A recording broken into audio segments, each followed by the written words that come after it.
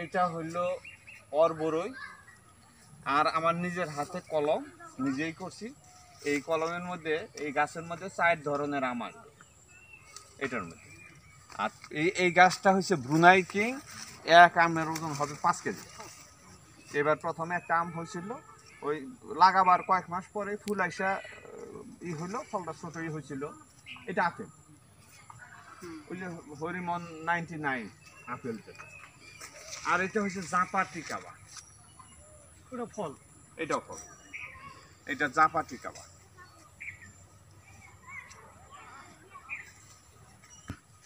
এই গাছটার নাম হচ্ছে পেস্তা বাদাম।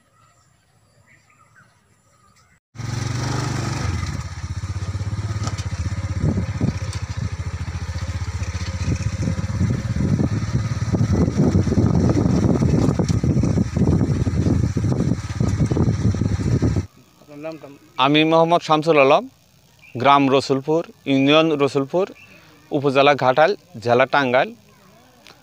আমি বর্তমানে আমার নিজস্ব 7 একর জমিতে 100 প্রজাতির ফল চাষ করি। মূলত প্রথম শখের বশত শুরু করে এখন বাণিজ্যিক ভিত্তিতে চাষ করতেছি। আলহামদুলিল্লাহ, আমার প্রায় 100 জাতের ফল গাছেই ফুল আসছে। কোনোটার মধ্যে ফুল আইসা ফল ধরে নাই। আগামীতে ইনশাল্লাহ আশা করতেছি 100 জাতের ফলই আসবে। আমার একটা স্লোগানই হলো যে আমার বাগানের কোনো ফলে কোনো প্রকার কেমিক্যাল থাকবে না। কেমিক্যাল মুক্ত ফল আমার বাগান থেকে যেসব ফল বাজারজাতকরণ করা হবে, সকল ফল হবে কেমিক্যাল মুক্ত।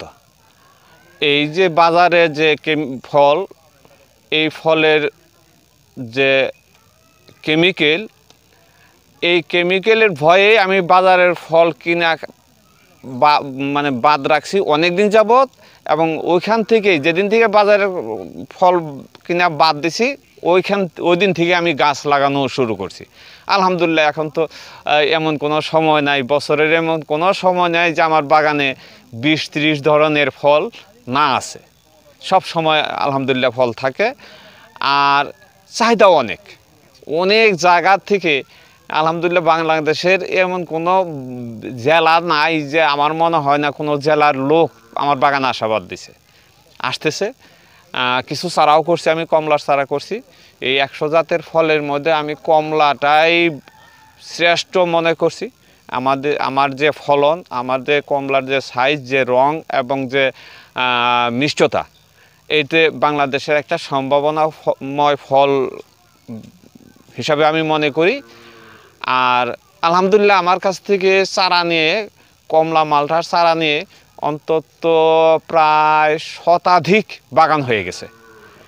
তো আমি ঢাকা একটা সেমিনার আমি বলে আসছি, শেষ কথাটা বলে আমি শেষ করছিলাম যে বাংলাদেশ সরকার কৃষকদেরকে যদি ফল চাষের জন্য কোনো সহযোগিতা করুক আর না করুক, আমরা কৃষকরা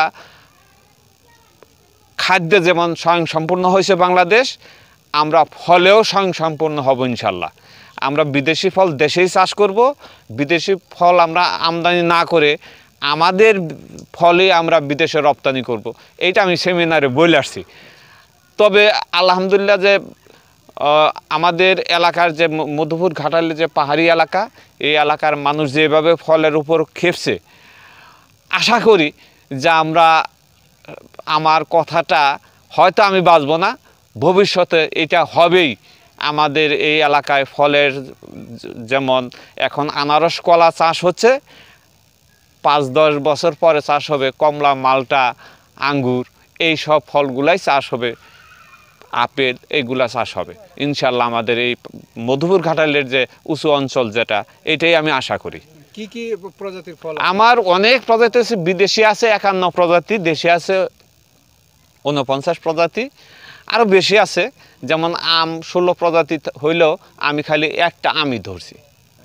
এইভাবেই 100 প্রজাতির আম আছে। বিদেশি ফলের মধ্যে রামবুটান, ড্রাগন, তারপরে ব্ল্যাকবেরি, হোয়াইট বেরি, ক্যাডবেরি, মিরাকেল বেরি, ভিয়েতনামি নারিকেল, সৌদি খেজুর, তারপরে বারাব্বা, মতি ফল, কফি, তারপর অনেক ফল যেগুলো আমার এখন মনেও পড়তেছে না, ক্যাডবেরি, ক্যাট ফ্রুট, তারপর আছে আলু বোখারা।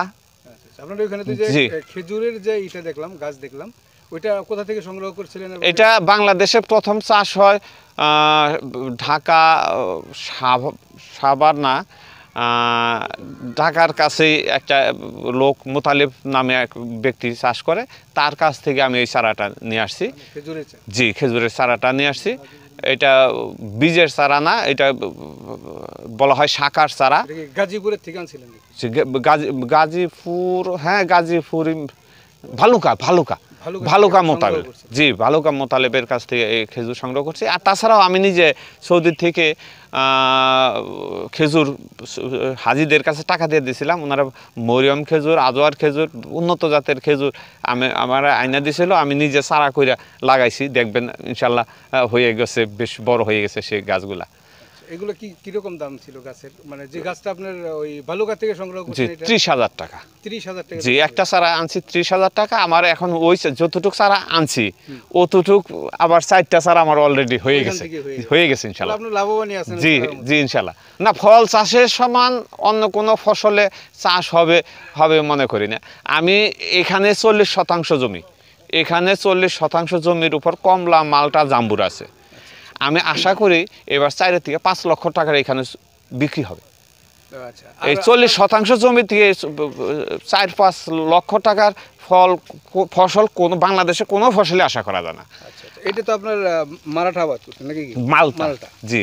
এই মালটার এটার নাম কি? এটা বাড়ি মালটা, এটা সরকার মানে উদ্ভাবিত, বাংলাদেশ ফল সম্প্রসারণ অধিদপ্তর, কৃষি গবেষণা ইনস্টিটিউট অধিদপ্তর থেকে এই ফলটাই অবমুক্ত করছেন, এবং এটা আমাকে ফ্রি দিছিলেন ওনারা। আচ্ছা, হ্যাঁ, প্রদর্শনী হিসাবে আমার কিছু মালটা কি দিছিলেন। নাম এই মালটা? বাড়ি মালটা 1, বাড়ি মাল? খুব মিষ্টি, এটার মধ্যে টকের কোনো অংশ নাই।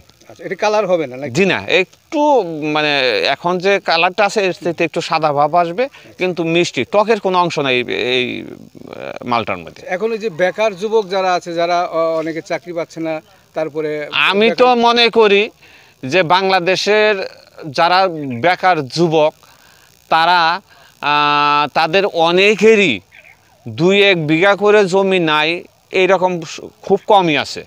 যাদের 2-1 বিঘা জমি আছে, তারা যদি কমলা এবং মালটা চাষ করে, তাদের চাকরির পিছনে দৌড়াইতে হবে না, এবং তারা আরও 2-4 জনের চাকরি দিতে পারবে। আচ্ছা, তার বাগানে 2-4 জন লোক খাটাইতে পারবে, তার চাকরির পয়সা লাগবে না। আচ্ছা, আচ্ছা। তাহলে তাদের উদ্দেশ্যে আপনি কি?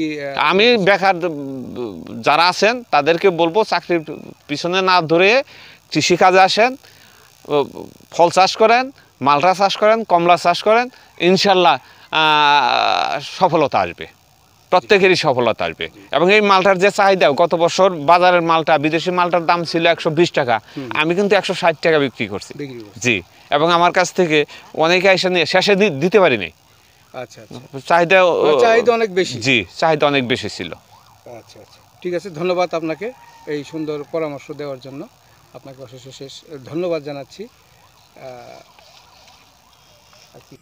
হ্যাঁ, এটা থাই জাম্বুরা, এটা থাই জাম্বুরা, বিশাল সাইজ, বিশাল সাইজ, অনেক আসছে, অনেক।